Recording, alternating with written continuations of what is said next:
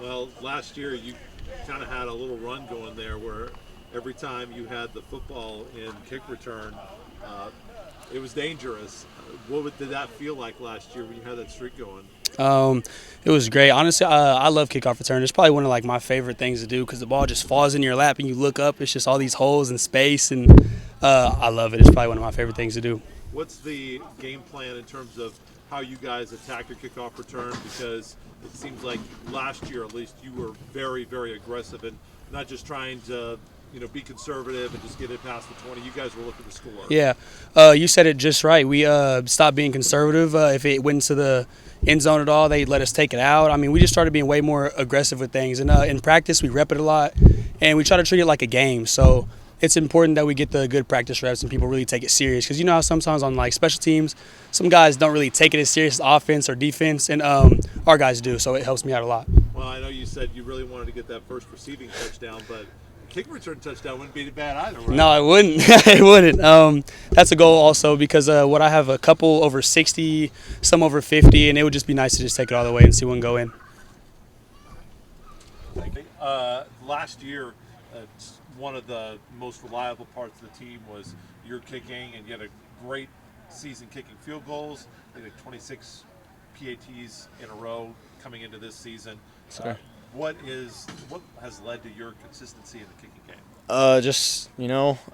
I think it's as much off the field as it is on the field. After bad days, watching film, seeing what I'm doing wrong. In the weight room, getting stronger, strong as possible. I think flexibility is also just as important as power. Being able to, go through the ball and finish through. But yeah, I think off the field, the things that I'm doing is just as important as what I'm doing on the field. I know that all the focus has probably been on the quarterback and who's going to replace Oh, yeah. him. You may have the toughest shoes to replace. Yeah. You're replacing the MIAA Special Teams Player of the Year at punter. What's it going to be like for you to step into that role this year? I'm really excited. It's not a done deal or anything. Dylan Davidson, our freshman punter, he's also very good. So there's definitely a competition. I feel like he pushes me, I push him. We make each other better each and every day. But it's fun. Competing is fun. But trying to fill that role, yeah, those shoes are pretty big. But I'm really excited. I really am for the future. Whatever happens. Then finally, just first week of training camp down, how do you feel like the team has come together and handled this camp so far with week one? Awesome, great. I don't think anybody's been really late to anything, so that's always a plus. Food's been great, so we're handling our business off the field as well as on. But there's just a bunch of players, a bunch of new faces. There's a bunch of guys that are going to be making plays. They're always flying around, and I know they're ready to hit. I know they are. You've been seeing it in practice, Coach Higgins. Stay up, stuff like that. But yeah, they're handling it pretty well for the most part. I'm really excited for the season. So. You said you had a big shoe to fill at the punter. You can use either shoe though, right? Yes. How does that work out? Have you tried that here yet? Oh yeah, that's been a thing going both ways, being ambidextrous. It's really helpful sometimes, and just trying to just be as good as on my right foot as I am on my left. It's pretty hard, but just working at it each and every day, trying to get better. So, yes, sir. Yes, Thank sir. you. Thank you all. Special teams last year had a little different approaches on your return game. Pretty aggressive on the kick return, and last year on punt return, kind of content to fair catch. What do you feel like your approach is going to be this year in terms of how you'll return the football? A lot of that's going to be situational and game by game. Obviously, the biggest thing on both those units is getting the ball securing the ball, and getting it back to the offense in good field position. So, some of it's game plan dictated. Some of it has to do with the weather, obviously, during those games. But just can't really have a solid answer right now. Looking at the guy that you have back at kicker, certainly have to have a lot of confidence in him as he has had a great field goal percentage for you in PATs. But you also maybe going to have him stepping in to replace your special teams player of the year, a punter. What do you think about Dodson and what his role will be? Honestly, Dodson's done an unbelievable job. He's doing all three phases of kicking for us. He's handling kickoffs, field goals, and punting. He's grown again, just like the other guys. Last time you guys talked to me, he's grown as a leader, grown as a man, and has taken a lot of steps and takes a lot of pride in what he does. Because being a specialist, meaning kicker or long snapper, is a totally different world. Your eyes, that people only recognize you if you do something wrong. But he's done a great job of growing and maturing as a player, and I think having him be able to do all three is huge for us. And then Zion Jones coming back at kick return. Certainly he was lightning a couple of those games last year in terms of how he was able to give you guys that hidden yardage the coach always talks about. How much do you trust him to make those correct decisions in the kick return game? He's done it, so you got to trust him, right? He's made big plays in games, done it multiple times, done it for a couple years now. And again, it's just those guys that have been in the program, understand what we do, and make the right decisions. He does an unbelievable job with the ball in his hand on kickoff returns. So as long as he's fielding it cleanly and following the rules of the return, we trust him back there. And I know that something that Coach Higgins is pretty big on is making sure you guys have time with the family, and you guys, some of you have had family out here this week. Yeah. What's it like to try to keep the players in line, but then keep your own team in line? It doesn't stop. Doing this once you have kids, especially going home, you gotta flip the switch. They don't know if we have a bad practice. They don't know if we lose a game. You're just dad at the end of the day, and it's awesome to have them around and be there to support you no matter what. Marshall, here, they're going to ask you a question. Here. I got you. So his name's Marshall? Marshall, yep. Marshall, what's it like to try to keep your dad in line when he's out coaching? Do you have to watch over him a little bit? Yes. You like watching over him? Yes. Huh? What's your favorite thing about coming to football practice? When I went on a track.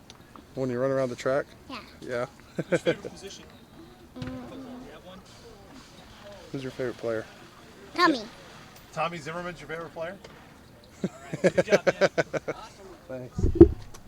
All right. Speaking of that, you always say hidden yardage and all the things that it brings. And you corrected me famously on Hornet Talk last year. I know you guys don't want to be getting any more kickoffs than normal, but Zion Jones was a big returner for you. What made him successful in the kick return game?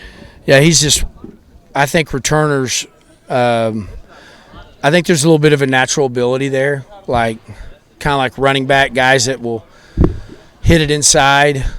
He's one of those guys that will find the crease and accelerate through it.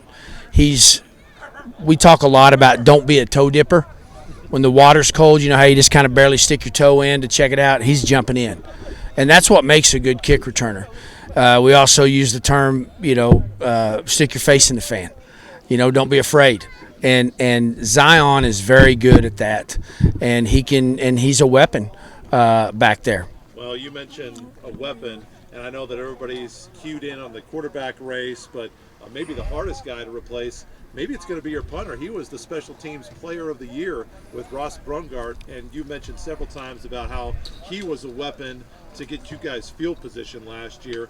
I know that Dodson's been working in at punter. How difficult is Ross Brungart going to be to replace? He's going to be really difficult, Blake. That's I'm thinking about it right now. Ross was so good at flipping the field. And you guys know this too. You've watched us play. There are games where, he was huge. And we won the game, and we're talking about, Braden Gleason or somebody statistically, but Ross we talk about hidden yardage. He was a hidden hero last year for this team. And so we do miss him, but I also have a lot of confidence in the guys we got. I feel really good about just our mechanics of the whole unit as far as getting the ball back. We brought in a new deep snapper and Shep, and he's done a great job. He's going to be a really good deep snapper when he brings his own deep snapping net with him and he brings his own footballs. So, but Ross will be missed, and but I do think Caden Dodson, Dylan Davidson, both those guys are working to try to reach his standard. Obviously, it's all going to be an average, but Monday you said probably the hottest day to start training camp. But when you average it all out, have you had a week that's been this cool to start training camp? No. Blake, no, I have not. It's almost, now I'm upset, it's almost too cold. because I want our guys to be pushed a little bit. I want them to feel the heat. We felt it Monday, and then after that, it was this weather is, I mean, as a coach, sometimes you worry about that because you want them to face some adversity and be tired. It's what camp's about. But I do believe our guys did a great job this summer, and they are in shape and prepared to get through a camp. Hey, we talked to Marshall Goodman earlier today. Just how important is it? I mean, you see some of the families around here. How important is that to your program? I have a staff that's young now. Coach Saporto, myself. My kids are grown and out of the house, but I want their kids, their families to be able to come down and be a part. We talk about family over everything. Well, that includes not just about the players in the locker room. It includes coaches and their wives and staff and kids. And, I got a couple young coaches, Coach Harrelson and Coach Chavis, Coach McDowell. They're going to be expecting fathers. I can tell I'm getting older because I like to – I mean, that's something that – it means something to me, though, to see guys, when they have their their first kid and they're a part of the staff and they played for me. Those guys, that's just growing up and seeing them progress as – a lot of these guys are great players, but they're also – I know they're going to be great fathers, and I want them to be, and they are. And so I want their kids to be able to come down. Like tomorrow, Sunday, is our day off. We're not coming in until later on in the afternoon because I want them to spend some time with their kids, let their kids jump on them, and have some fun with them. All right, guys. Thank you, Coach. Yep.